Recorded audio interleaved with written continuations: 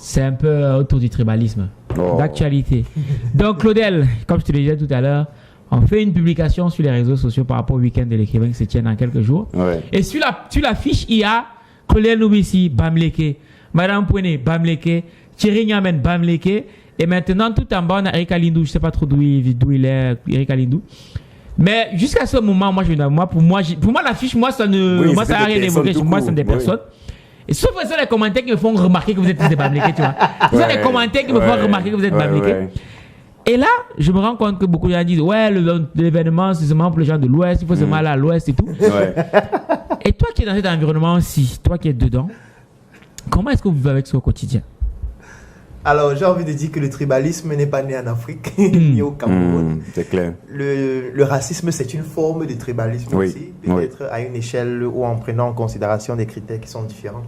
Moi, je dis que chacun de nous naît avec un patrimoine positif et négatif. En effet. Donc, quand tu nais au Cameroun, à l'ouest du Cameroun, c'est déjà un patrimoine que tu as. Exactement. Ça veut dire que tu es Bamileke, tu as tes ancêtres qui ont des actifs et des passifs dont tu hérites. Tu as tes ancêtres qui étaient des maquisards, du moins c'est comme ça qu'on les qualifiait. Oui. Tu hérites de ça. Tu as tes ancêtres qui ont eu à commettre des impairs ou alors à réaliser des choses exceptionnelles. Oui. Tu hérites de ça. Tu hérites aussi de ce que tes parents directs ont eu à faire. Donc ça, c'est le premier héritage que tu as, que tu vas porter à vie. Oui. Parce que celui qui a dit que vous êtes des Bamileke. Mais il n'y en a pas qu'un seul. Hein. Dans un autre cas de figure, ou alors ceux qui l'ont dit, dans un autre cas de figure, c'est d'autres personnes qui diraient que vous êtes les Bassa. Tout à fait. Ou d'autres personnes qui diraient que vous n'êtes que les personnes du centre, ou alors vous êtes les Boulous. Tout à fait. Donc ça veut dire que chacun de nous naît avec un patrimoine qui provient de ses ancêtres, en commençant par ses parents. Et on ne peut pas changer ça. C'est clair. Ça, c'est la première chose. La deuxième chose, c'est que la colonisation et la néocolonisation ont beaucoup contribué à nous diviser parce que c'était tout simplement une stratégie qui devait empêcher qu'il y ait une certaine cohésion entre nous. Parce que quand il y a une cohésion, ça veut dire qu'on s'entend. Quand on s'entend, ça veut dire qu'on peut se mettre ensemble pour détruire l'autre. Ouais. Donc l'autre, lui, il a besoin que nous, on ne soit pas ensemble pour pouvoir prendre nos terres, prendre nos richesses, ainsi de suite. Donc il faut qu'il nous fasse croire que c'est nous, entre nous, le problème. Il faut qu'il fasse croire aux Bamileke que le problème, c'est le Boulou. Le Boulou, que le problème, c'est le bassin, ainsi de suite. Pendant que nous sommes en train de faire la guerre entre eux, ils sont dans les mines, ils prennent l'or, le diamant, le pétrole et tout. Et ce qui est bien, c'est qu'ils nous vendent de l'or à nous tous. Sans différenciation. Le soir, tu as faim. C'est lui qui a la boutique. Tu entres dans la boutique, tu achètes son chocolat. Exactement. Quand vous bagarrez, tu as faim. Tu as envie de manger le riz. C'est son riz que tu manges. Tant qu'on bagarre, c'est bien. Parce que quand on bagarre, on s'épuise aussi plus. Quand on s'épuise plus, on a plus faim. On a faim, on mange beaucoup. On boit beaucoup. Et qui produit la boisson, c'est eux. C'est clair. Qui produit la nourriture, c'est eux. Qui importent la nourriture chez nous, c'est eux. Qui contrôlent les espaces de distribution, c'est eux. Qui contrôlent l'économie, c'est eux. Même pour s'insulter, on utilise les réseaux sociaux, c'est eux. Pour pouvoir insulter l'autre, on prend le téléphone, ça vient de chez eux, c'est fabriqué par eux, on met les data dont l'argent provient toujours de chez eux, du moins on leur donne notre argent. Donc en fait, tant que nous on est dans ça, pour eux c'est parfait. Maintenant, imagine-toi un instant où on ne voit plus ça, on se dit, Valais, on doit travailler ensemble, Arthur, on doit travailler ensemble, parce qu'on doit créer des industries. Ce n'est plus intéressant. C'est clair. Donc, la première chose, c'est que la colonisation a aussi contribué à faire en sorte qu'on ne soit pas ensemble et que l'autre pense toujours que son ennemi provient de l'autre. Exactement. Troisième chose, ce sont des expériences personnelles. La preuve, si tu es sorti avec une fille et ça s'est mal passé, tu sors avec une deuxième fille, ça se passe mal. Tu sors avec une troisième fille, ça se passe mal. À un moment, tu t'assois, tu te dis, mais pourquoi à chaque fois que je sors avec une fille, ça ne se passe pas bien? Elle me trompe toujours. Tu essaies de faire le lien entre les trois filles. Et tu te rends compte que les trois sont noirs. Ah, tu tires la conclusion. Ouais, malheureusement. Peut-être pas chance. Tout à fait. Pourtant, c'est une analyse qui est biaisée. Tout à fait. Parce que d'abord, l'échantillon n'est pas trop faible, significatif pour conclure que les filles noires, c'est qui trompent plus que les filles brunes ou les filles blanches. Donc, du coup, mais toi, émotionnellement, il y a des expériences émotionnelles que tu as vis-à-vis de cela qui te poussent à prendre des décisions et avoir un avis péremptoire désormais sur toutes les filles qui sont noires, ou les filles qui sont minces, ou les filles qui sont grandes de taille, ou les filles qui viennent de certaines origines. Donc il y a aussi l'expérience personnelle de chacun qui pousse à ce que parfois on se dise waouh, non, Chaque fois que j'ai travaillé avec les Mbamois, ils voulaient tout me doubler. Chaque fois, ils voulaient tout me doubler. Alors que ce n'est que 2 Mbamois. Ils ne représentent rien les Mbamois en général. Pas 0,01%. Tu vois? Mais sauf que lui m'a dit non, évitez les Mbamois. Ouais. La preuve, j'ai travaillé avec 2 Mbamois. Regardez-moi ça. Est-ce que 2 Mbamois définissent les Mbamois? Jamais. Est-ce que 2 Bamileke définissent les Bamileke? Ainsi de suite. Donc, c'est pour dire que c'est le débat des petites personnes. Tu vois, quand vous voyez des personnes débattre, des gens, ce sont des petites personnes. Tout à fait. Est-ce que Claudel peut t'apporter quelque chose? Si oui, va écouter. Point final. On n'a pas besoin d'être des amis. Exactement. Je n'ai pas besoin que tu sois mon ami. Je ne viens pas faire cette conférence pour qu'on s'aime. Oui. C'est pas mon but. C'est Donc, ça. si je vois Aïssi donner une conférence sur un thème qui m'intéresse, je vais la si suivre. le thème m'intéresse, je viens, je suis. Tout à fait. Est-ce que j'ai besoin que Aïssi soit mon ami? Non. Qu'on soit du même village pour pouvoir capitaliser Pas sur du le tout. Sinon, on n'aurait pas de micro. Parce que le micro, est-ce que c'est un Bamileke qui l'a créé? Jamais. Ça veut dire que si ce n'est pas le Bamileke qui crée le micro, je ne dois pas l'utiliser? Non.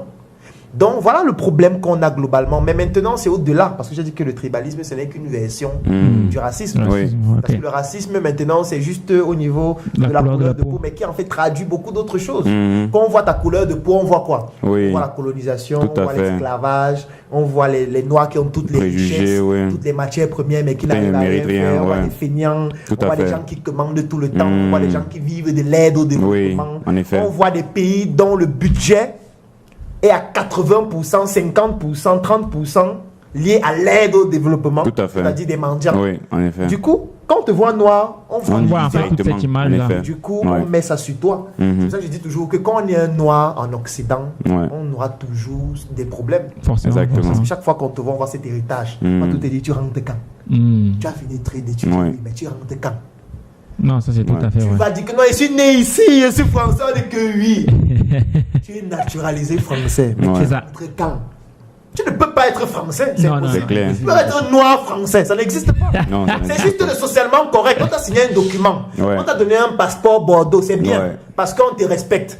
Mais c'est même pas qu'on te respecte, parce qu'on veut ton argent. Les C'est impôts. un lapin qui va travailler. Tout à fait. Tu dois produire de l'argent. Exactement. On doit traiter cet argent sous forme d'impôts. Tout à fait. Tu dois permettre au pays de se Au système développer de avec ta fonctionner, connaissance. en effet. Donc c'est parce que tu es un ouvrier du système Tout à fait. que bon, les bons ouvriers ont dit bon, toi tu as droit au passeport. Exactement comme ça se passait avant lors de la Toi, colonisation. tu n'es pas un bon ouvrier. Donc ce qui fait en sorte que ça n'empêche pas que tu gardes toujours tes séquelles liées à tes ancêtres. On te voit toujours comme un noir. Exactement. Mais par rapport à tout ça, moi je refuse de penser que les noirs sont plus cons que d'autres. Mais moi la question que je me pose c'est, avec tout ce que tu as dit par rapport au fait qu'il y a eu la colonisation et tout le bazar, nous sommes toujours plus ou moins conscients du fait que c'est divisé pour mieux régner. Oui. Maintenant, puisque nous sommes conscients du fait qu'il y a ce truc de diviser pour mieux régner, qu'est-ce qui nous empêche donc de travailler ensemble? Ce qui nous empêche de travailler ensemble, c'est le fait qu'il faut un profond travail psychologique, spirituel, pour pouvoir sortir de là. Moi, je prends un exemple. Et là, je vais citer un peuple qui est iconique en ce qui concerne ce point-là. Aucun juif ne peut accepter que tu fasses de l'humour noir concernant ce qui est arrivé au peuple juif. Aucun juif ne l'accepte. La preuve, tous ceux qui ont essayé ont vu ce qui s'est passé. Il y a des gens dont leurs réseaux sociaux ont été totalement bannis parce qu'ils parlaient mal des juifs. Il y a des gens qui ont fait la prison, il y a des gens qui ont été tués, ainsi de suite. Il n'y a aucun juif, même au Cameroun, on a une expérience d'un ministre qui est passé dans un média public qui a fait de l'humour noir concernant les juifs et le lendemain, il a demandé des excuses publiques. Oui, ça fait moins de 5 ans. Je ne peux juste pas le citer, mais les gens qui suivent vont savoir de qui il s'agit. Donc c'est pour dire qu'aucun juif ne permet qu'on parle de ce qui leur est arrivé avec condescendance, avec mépris ou n'importe quoi. Parce qu'en fait, les juifs ont fait le deuil de ce qui leur est arrivé et ils ont décidé que ça ne doit plus jamais arriver. Est-ce que les Africains ont fait le deuil de l'esclavage? Est-ce que les Africains ont fait le deuil de la colonisation? Très bonne question. Est-ce que les Africains, pendant ce deuil, ont décidé que ça ne doit plus jamais nous arriver? En fait, qu'est-ce qui se passe en Afrique quand quelqu'un meurt? Moi, je prends peut-être à l'ouest. Si par exemple, ma mère meurt, comme ma mère est décédée dernièrement, on va organiser ses funérailles bientôt. Tu vois? Les funérailles, ce sera une manière de dire, tu as vécu, tu as réalisé des choses exceptionnelles, c'est grâce à toi que nous sommes là. Nous t'honorons et nous décidons de porter ton flambeau et de continuer. Nous décidons de ne plus commettre les mêmes erreurs. Nous décidons de nous améliorer. Donc, on doit rester en harmonie avec nos ancêtres. Donc, c'est une manière de pleurer nos morts et de leur dire, nous restons en harmonie avec vous. On est conscient de votre histoire. On ne vous a pas oublié pour faire vos funérailles. Vous restez gravés dans nos cœurs. On sait ce que vous avez vécu. Et nous, on va se battre pour ne pas vivre la même chose et surtout pour améliorer notre quotidien. Est-ce que les Africains l'ont fait pour l'esclavage?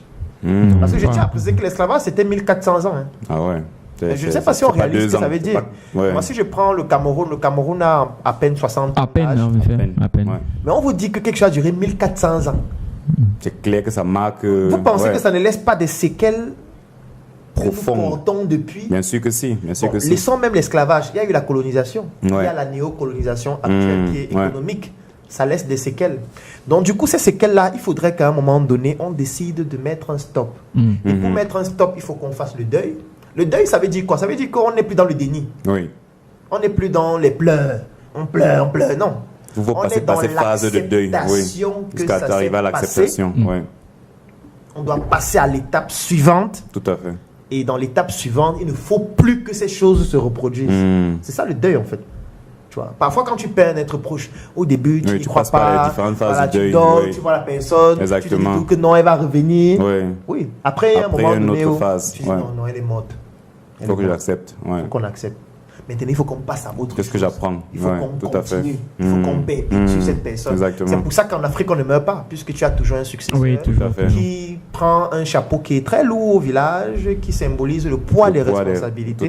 Et tu dois continuer ce que la personne faisait. C'est pour ça que les responsabilités de la personne deviennent les tiennes. Si la personne avait une fille, elle doit se marier, on doit faire la dot, c'est chez toi qu'on l'a fait. Donc c'est pour dire quoi? C'est pour dire que on doit faire le deuil de l'esclavage.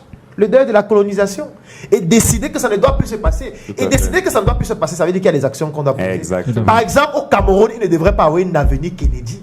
Ouais, c'est vrai que ça, c'est paradoxal. Hein? Tu vois. Comment il y a l'avenue Kennedy au Cameroun? Je ne comprends pas. On fait quoi ici? Au Cameroun. Il n'y a pas un truc Charles de Gaulle. Ça veut dire qu'on n'a pas encore fait le deuil. Comment au Cameroun, il y a le lycée Leclerc?